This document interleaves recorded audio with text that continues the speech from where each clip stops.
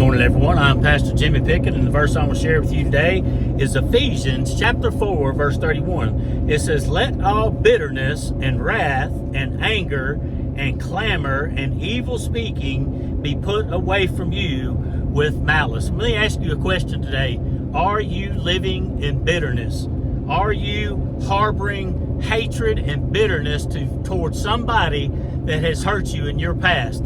Maybe it was a loved one that hurt you. Maybe it was a so-called best friend that stabbed you in the back. Maybe it was a co-worker that betrayed you. Folks, so many other things like that. And I know on these apps there's a lot of women and men that are domestic violence advocates, Lord, to help other people.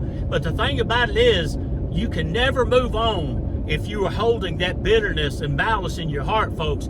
God says, "Forgive and ye shall be forgiven." And that's one of the toughest things that we have to do, okay? And I'm not talking about you go running down that person begging them forgiveness. No, that's not what forgiveness is. A lot of people are mistaught about that. You have to forgive them in your heart to God.